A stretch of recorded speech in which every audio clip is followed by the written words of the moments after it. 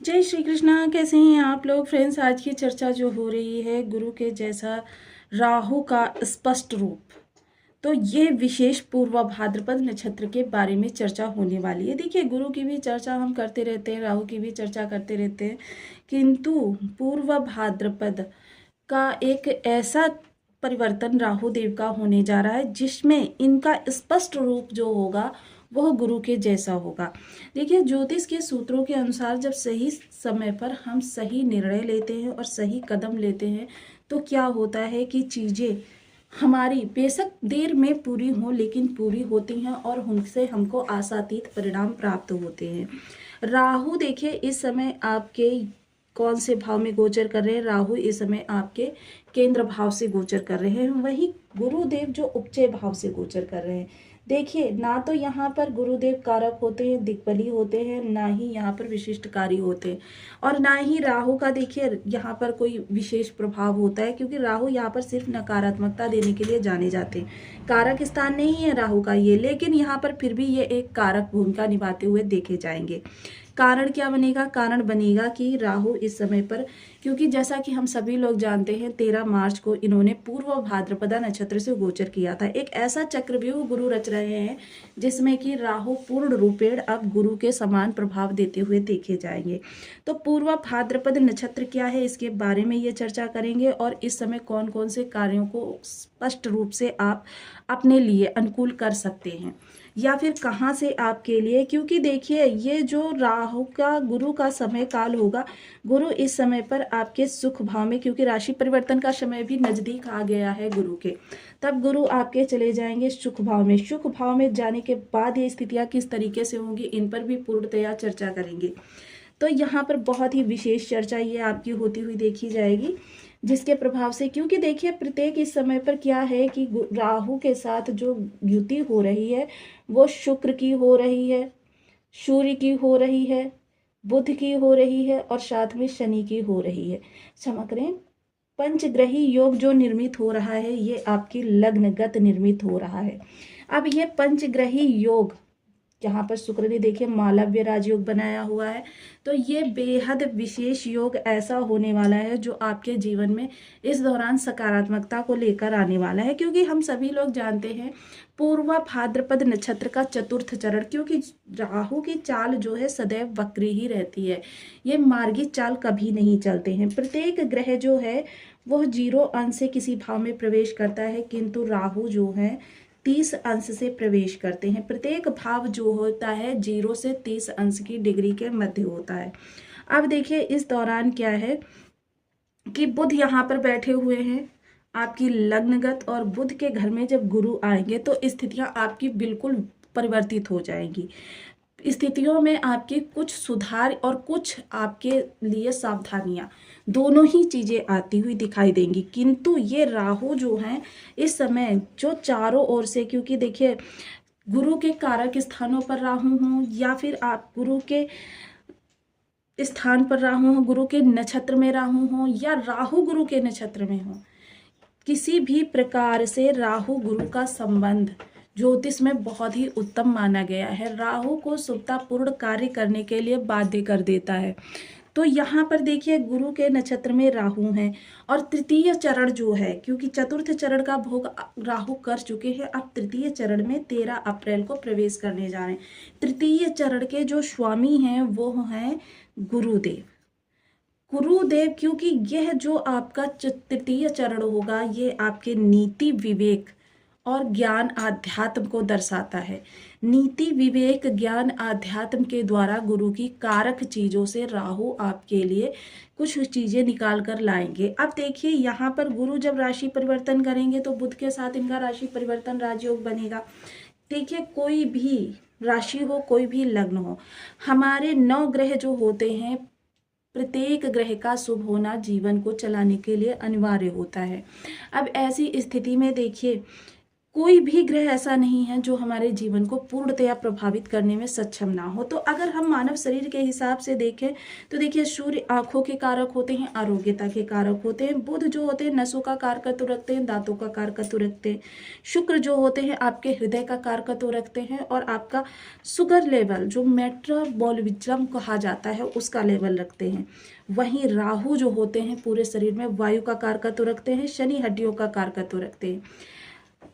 गुरु जो होते हैं पूरी पाचन प्रणाली का कारकत्व रखते हैं। तो इनमें से देखिए, कोई भी एक चीज अगर आपकी डिसबैलेंस हो जाती है तो फिर क्या होता है, पूरा शरीर ही प्रभावित होता है। सेम यही चीजें होती हैं ग्रहों की। एक भी ग्रह चाहे वो चंद्रमा ही क्यों ना हो, अब आप कहेंगे 2.25 दिन में चंद्रमा राशि परिवर्तन करते हैं, ये हमारे जीवन को किस तरीके से प्रभावित कर सकते हैं। तो देखिए, धन की निरंतरता हो तो आपके चंद्रमा को देखा जाता है, मन की शांति हो चंद्रमा जरूरी, रचनात्मक आपकी चीजें हो, कलात्मकता हो चंद्रमा जरूरी, जीवन में आपके कल्याण या आपकी जो धन की कि आपके धन को कोई हड़प ना ले, ये भी चंद्रमा ही निर्धारित करते हैं। चंद्रमा की गति तीव्र है, चंद्रमा आपके मन का नियंत्रण रखते हैं। मन में आपके जाने अनजाने घबराहट, बेचैनी या बैठे बिठाए ही बिना किसी बात के आप एकदम परेशान हो जाएं, ये सारी चीज़ें चंद्रमा के प्रभाव से ही होती हैं। तो इस तरीके से हम देखते हैं प्रत्येक 9 ग्रहों का हमारे जीवन में पूर्ण प्रभाव पड़ता है। अब राहु इस समय जब गुरु के समान आपको प्रभाव देते हुए देखे जाएंगे, सबसे पहली बात तो विश्व स्थान में राहु का होना आपके लिए 40% शुभता उत्पन्न करता है। इसके अतिरिक्त गुरु के नक्षत्र में 30% ये आपके लिए शुभता हो गई। उसके अलावा यहाँ पर गुरु के कारक भाव कौन कौन से हैं? गुरु का कारक भाव लग्न, पंचम और नवम, ये हो गए गुरु के कारक स्थान। तो देखिए, ये बहुत ही विशेष है जो गुरु के कारक स्थानों पर, गुरु के कारक स्थान पर तो कह सकते हैं इस समय आपके लिए 80% शुभता लेकर राहु बैठे हुए हैं। अब ये 80% जब शुभता यहाँ से राहु देंगे तो सबसे पहले इस समय आपके, क्योंकि राहु क्या है, सोच है, और इस समय स्वयं लग्न में बैठे हुए हैं तो सोच को प्रभावित करते हुए देखे जाएंगे। राहु के द्वारा जो आपकी सोच प्रभावित होगी तो इस समय अपने कार्यों को शीघ्रातिशीघ्र अपने पक्ष में किस तरीके से करें। जो भी कार्य आपके अटके हुए हैं, रुके हुए हैं, नए कार्य आप रिस्टार्ट करना चाहते हैं, या फिर आपके किसी भी तरीके से कोई विवाद है, विवादों को आप सुलझाना चाहते हैं, या फिर आपके जीवन में मतलब जितनी भी कह सकते हैं, क्योंकि राहु लग्नगत बैठे हैं तो आपके 12 भावों से संबंधित आपकी तीव्र बुद्धि, तीक्ष्ण बुद्धि, चतुरता, चालाकी, सब कुछ इस समय आप चलाएंगे। और राहु का विशेष प्रभाव होता है कि राहु जब अपनी शुभता देने पर आते हैं तो ये निकेन प्रकारेण और किन्हीं कार्यों को सिद्ध करने के लिए साम दाम दंड भेद चाणक्य नीति के अनुसार जो कार्य आपके जो सिद्ध होते हैं, साम से ना सिद्ध हो तो दाम से सिद्ध कीजिए, दाम से सिद्ध ना हो तो दंड से सिद्ध कीजिए, दंड से सिद्ध ना हो तो फिर भेद का प्रयोग कीजिए। तो ये आपके इस दौरान राहु आपके अंदर बहुत अच्छे से, क्योंकि आप इस समय बेहद कूटनीतिज्ञ व्यक्ति बनने वाले हैं। राहु की कूटनीति इस प्रकार की होती है कि ये जिस व्यक्ति के खिलाफ चली जाती है उस व्यक्ति को भी तब पता चलता है जब उसके ऊपर वार हो चुका होता है और वो पूर्णतया राहु की कूटनीति से प्रभावित हो चुका होता है। राहु की विशेषता ये होगी कि इस समय आपके अंदर सामने वाले को समझकर उसकी मंशा के अनुसार अपने आप को दिखाना। देखिए, आप होगे कुछ और, सामने वाला आपको जिस प्रकार का देखना चाहता है, यानी कि जैसा देश वैसा वेश वाली स्थिति आपकी होगी। आप इस समय बेहद माहिर व्यक्ति होंगे जो कि अपनी, देखिए इस दौरान क्या होगा, अगर आपको इस दौरान मेडिकल लाइन की जानकारी है, आपने स्टडी मेडिकल लाइन की है, और इस दौरान आपसे कोई लॉयर अगर बात करे तो लॉयर भी आपसे हार जाएगा कि आपको इस फील्ड की बहुत ज़्यादा जानकारी है। लेकिन पता चलता है एंड में कि आपको जानकारी तो नहीं है, बस आपने धारा प्रवाह कुछ है, आपको जो सूत्र पता थे उन्हीं सूत्रों को इस तरीके से मॉडिफाई करके सामने वाले के सामने प्रस्तुत किया कि वो आपको उस विषय का बहुत बड़ा ज्ञाता मानने लगता है। तो ये एक आपके लिए अच्छी शुरुआत का समय हो सकता है, क्योंकि first impression is the last impression. तो देखिए, आपकी जैसी छवि लोगों की नज़रों में होती है वो दीर्घकालिक होती है। यह काम किसी नए कार्य की शुरुआत के लिए, नए कार्यों को बढ़ाने के लिए, या जीवन में किसी आपकी तरक्की के लिए बहुत ही कह सकते हैं उपयुक्त समय है। इस दौरान देखिए, क्योंकि आपके गुरु की राशि बहुत ज़्यादा इस चीज़ों से प्रभावित होने वाली है, तो कर्म और आपकी लग्न, यानी स्वयं के लिए आप कुछ करना चाहते हैं, स्वयं के लिए कोई पाठ्यक्रम या फिर कोई टेक्नोलॉजी वाला कार्य या कोई नवीनीकरण या फिर कर्म से संबंधित आप कुछ नया सीखना चाहते हैं, एडवांस टेक्नोलॉजी सीखना चाहते हैं, एडवांस कुछ करना चाहते हैं, कार्य बिजनेस करना चाहते हैं, बिजनेस को छोड़कर कार्य करना चाहते हैं, या फिर मतलब जो भी इस दौरान ट्रांसफ़र, प्रमोशन, वेतन, किसी भी प्रकार की आपकी समस्याएं थी, उन कार्यों को पूर्ण करने के लिए बेहद शुभ समय है।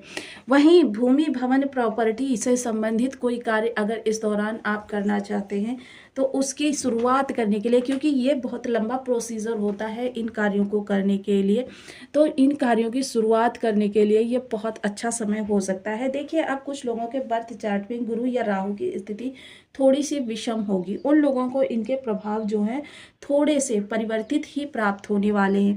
इसके लिए देखिए, आपको करना क्या है, क्योंकि इस दौरान हम आपको ज़्यादा विशेष उपाय करने की सलाह नहीं देंगे, क्योंकि राहु का सबसे बड़ा कंट्रोलर जो है गुरु, और गुरु ने के चक्रव्यूह में राहु गए हैं फंस। तो इस दौरान आपको करना क्या है, गुरु के उपाय आप करना प्रारंभ कीजिए, राहु की चीज़ों का दान करना प्रारंभ कीजिए। अब गुरु के उपायों के लिए देखिए, आपको धर्म स्थान पर नित्य प्रति जाना चाहिए, पीपल वृक्ष पर या केले के वृक्ष की जड़ का हल्दी मिश्रित जल से नित्य प्रति सिंचन करें। गुरु के लिए आप देखिए, पीले वस्त्रों का धारण ज़्यादा करें, पीले नहीं तो हल्के रंग के वस्त्र ज़्यादा धारण करें, ये आपके चंद्रमा को और शुक्र को भी शुभ करेगा।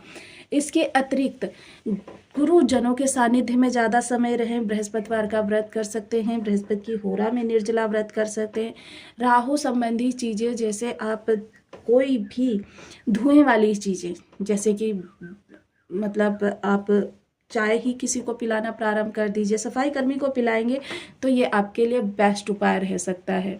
इसके अतिरिक्त ब्राउन कलर की चीज़ें, ब्राउन कलर की जो भी चीज़ें होती हैं वो राहु के ही इस चीज़ों में आती हैं, उनको आप दान करना प्रारंभ कीजिए, और ये दान अगर सफाई कर्मी को देंगे तो आपके लिए बहुत ही अच्छी स्थितियाँ निर्मित होंगी।